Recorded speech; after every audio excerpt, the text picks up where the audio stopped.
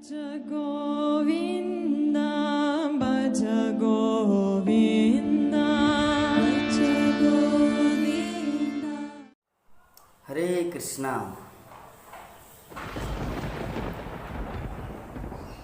हरे कृष्ण चुनौती, हरे कृष्ण चैलेंज। श्रील प्रभुपाद एक कॉन्वर्सेशन में एक लेख लिखी जिसमें दिग्भ्रमित सभ्यता का पर्दाफाश। कहने का अर्थ श्रील प्रभुपाद बताना चाह रहे हैं कि ये जो संसार में जितना कुछ ज्ञान, नॉलेज, ये जो कुछ भी चल रहा है, ये सच्चाई तो है कि सभी दिग्भ्रमित है। वो लोग कहाँ जा रहे हैं उन सबको पता ही नहीं। प्रभुपाद उसको सरल भाषा में, सरल हिंदी में बोले कि चूहा दौड़ की जिंदगी। चूहा दौड़ की जिंदगी का अर्थ होता है एक चूहा किसी धान के खेत में एक गड्ढा करता है।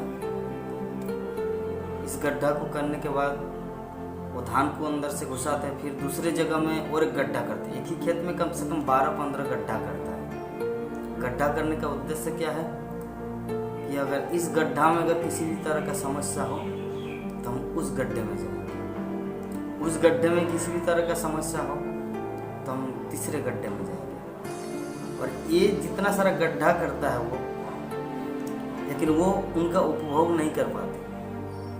वो गड्ढे का उपयोग कौन करते हैं? सांप। तो चूहा दौड़ की जिंदगी का अर्थ होता है, प्रभुपाद उदाहरण देते कि इतने बड़े बड़े स्काईस्क्रापर बिल्डिंग, मतलब बड़े बड़े बहुमंजिला छत, 100 ताल, इतने बड़े बड़े छत इमारत जो बना रहे हैं चूहा दौड़ की जिंदगी, उसको पता नहीं कि मैं इसको बना रहा हूँ, इसका उद्देश्य क्या है और मैं कितना दिन तक यहाँ पे भोग कर पाऊंगा। उसके जीवन का उद्देश्य क्या है उस चीज को समझ नहीं पाता कि मनुष्य जीवन उसे किस लिए मिला है। क्या उसे इस तरह बिल्डिंग बनाने के लिए, या ज़्यादा धन कमाना, मतलब बहुत सारे धान को, खेत में जितने सारे धान पड़ा रहता है, धान का गुच्छा, वो गड्ढे में डालता है कि भविष्य में खाएगा। तो भविष्य में खाएगा क्या? सांप उसमें घर कर लेता है गड्ढे के अंदर, और गड्ढे के अंदर सांप घर करता है। जैसे चूहा घुसना चाहते, सांप आ करके रहता है, मुंह को फाड़ के रहता है। चूहा घुसते घुसते चूहा को खा लेता है। तो इसके माध्यम से वर्तमान में जो शिक्षा पद्धति है और जो हो रहा है संसार में, चूहा दौड़ की तरह जो जिंदगी कि परिश्रम करो, गधा की तरह परिश्रम करो, और पढ़ाई लिखाई का उद्देश्य है सिर्फ पैसा कमाना, और जीवन का उद्देश्य जो आत्म साक्षात्कार करना, इस विषय में पूरी तरह से अनभिज्ञ हो जाना। इसे कहते हैं चूहा दौड़। सांप क्या है? वो सांप है काल सर।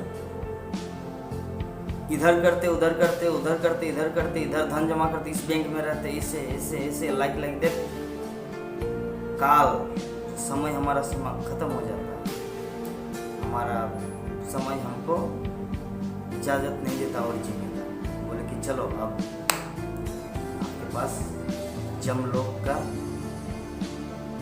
दूत आया है, वो आपको ले जाएंगे। कहाँ ले जाएंगे पता नहीं आपको कहाँ।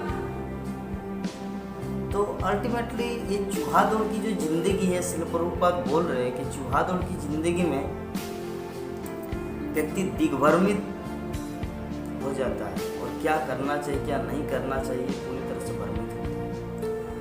तो इसीलिए कृष्ण भावनामृत आंदोलन, इस्कॉन, जो जगत को शिक्षा दे रहे हैं कि जीवन को सार्थक करने के लिए कृष्ण भक्ति का पथ को अपनाना है।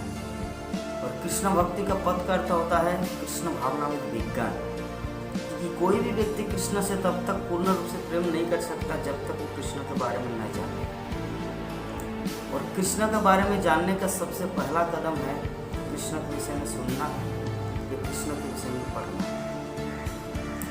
कृष्ण के विषय में पढ़ने का 2 स्रोत ग्रंथ है। एक है श्रीमद् भागवत गीता, दूसरा है श्रीमद् भागवत।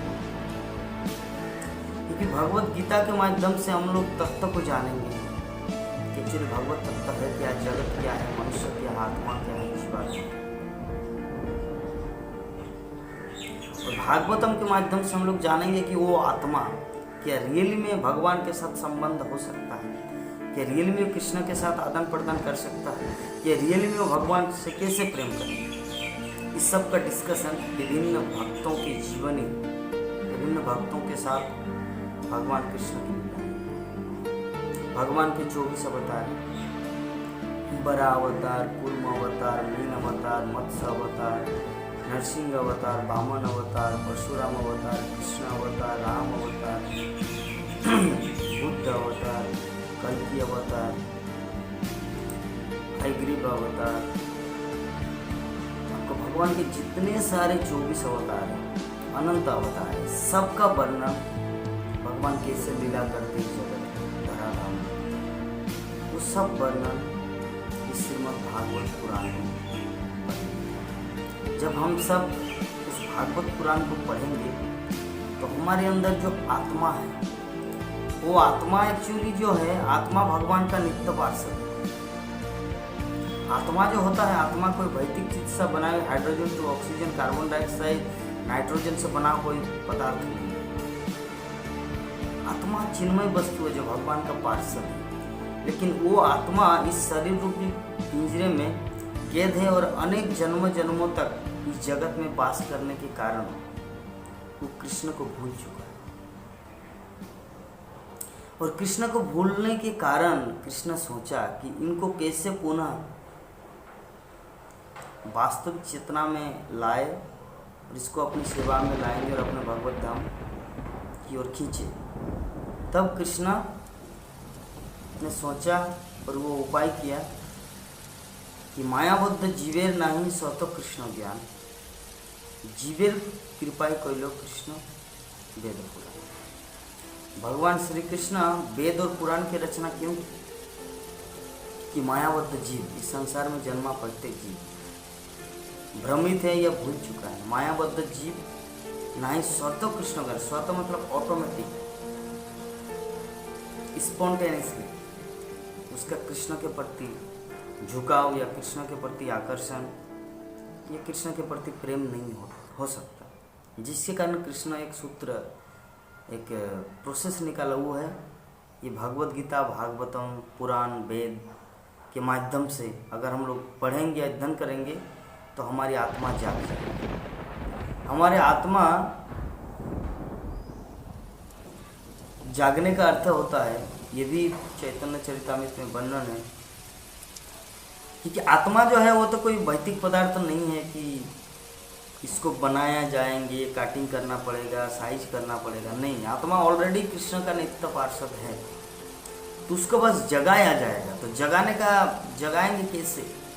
जैसे किसी व्यक्ति को सांप ने काटा, तो सांप ने काटा है तो वो अधीर हो चुका है, मतलब वो मृत प्राणी, तो उसको ना दवाई खिला के ना इंजेक्शन देके कोई दूसरे प्रोसेस से उसको जगाया नहीं जा सकता। जो ओझा होता है, वैद्य होता है, उस रोगी के कान में मंत्र बोलता है, वही मंत्र उसके अंदर तक जाता है और वही मंत्र के प्रभाव से वो व्यक्ति जाग जाता है, बच जाता है। मंत्र की इतनी शक्ति। तो उसी तरह इस कलि युग में या इस जगत में हम सब को माया रूपी काल सर्प ने डस लिया है और हमारा पूरा शरीर विषाक्त हो चुका है। मतलब माया के बंधन में, माया के साथ अनेक दिन संग करते करते विभिन्न जन्म में, कुत्ता, बिल्ली, हाथी, घोड़ा, विभिन्न 84 लाख जन्म में संग करते करते हम कृष्ण को भूल चुके, माया हम सबको डस चुका है। तो उसको पुनः कैसे, जिससे एक वैद्य, एक ओझा जो सांप को काटा हुआ व्यक्ति को क्या करते हैं, मंत्र देता है कान में तो जाग जाता है। तो उसी प्रकार गुरुदेव श्रील प्रभुपाद, चैतन्य महाप्रभु, भगवान के शुद्ध भक्त, हम सब के लिए वो औषधि लाए हैं। वो वो औषधि क्या है?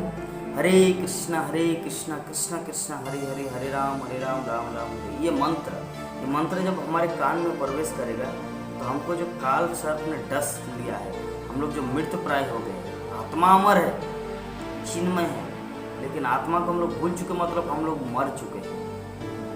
तो जब आत्मा जाग जाएगा, आत्मा कैसे जागेगी? ये हरे कृष्ण महामंत्र के कीर्तन से। और नित्य सिद्ध कृष्ण प्रेम साध्य कभू नोय, सर्वनादि शुद्ध चित्ते करो योग।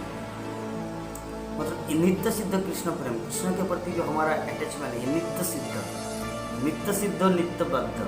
नित्य सिद्ध का अर्थ होता है अनादिकाल से, अनंत काल से, जब से आत्मा का कृष्ण जब आत्मा को निर्माण किया, क्योंकि आत्मा का कभी न कभी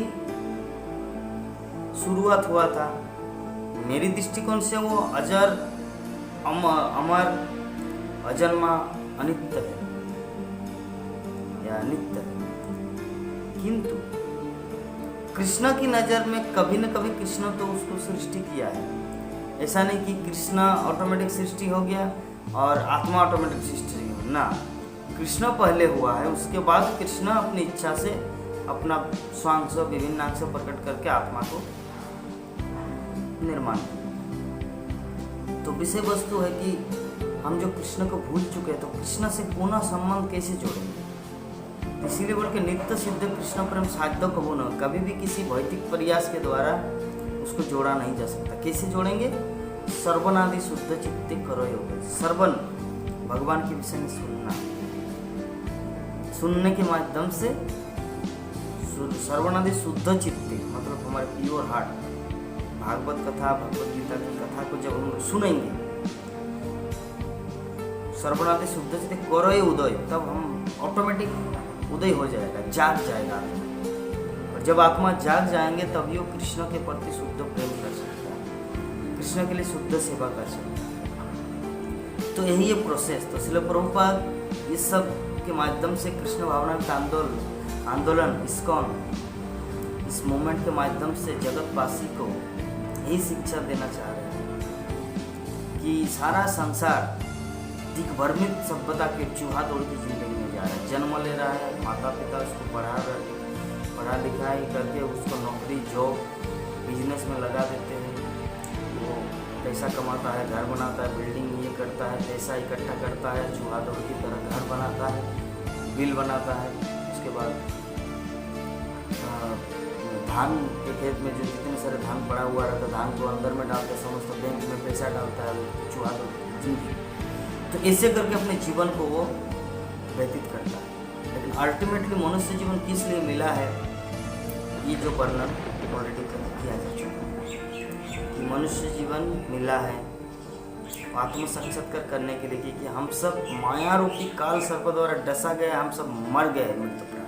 तो हरे कृष्ण महामंत्र के माध्यम से हम लोग पुनः जागेंगे, हम लोग नॉर्मल कंडीशन में आएंगे, भगवत धाम की ओर प्रस्थान करेंगे।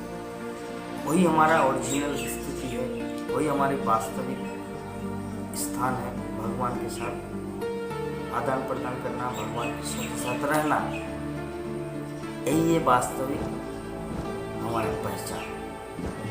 जीवे स्वरूप कृष्ण। तो हम सबको ये बहुत ही सीरियसली 3 चीज़ करना है। श्रीमद् भगवत गीता का अध्ययन करना है, श्रीमद् भागवतम का अध्ययन करना है, भागवत कथा सुनना है, भगवत गीता को सुनना है, हरे कृष्ण महामंत्र का नियमित जप करना है। अगर माला में जप नहीं कर पा रहे हैं तो जब भी सोते, उठते, जागते, चलते, ट्रेन में चढ़ते, आपका गाड़ी में, बाइक में, हर जगह आप मन ही मन हरे कृष्ण कृष्ण कृष्ण हरे हरे, हरे राम राम राम हरे हरे, हरे कृष्ण कृष्ण कृष्ण हरे हरे राम राम राम हरे। ये जप किया जा सकता है। इसी मंत्र के प्रभाव से हमारा चेतना शुद्ध होगा, और हमारी चेतना जब शुद्ध होंगे तभी हम भगवत दर्शन कर पाएंगे, भगवान को प्राप्त करेंगे। हरे कृष्ण कृष्ण कृष्ण हरे हरे, हरे राम राम राम। जगत गुरु श्रील प्रभुपाद की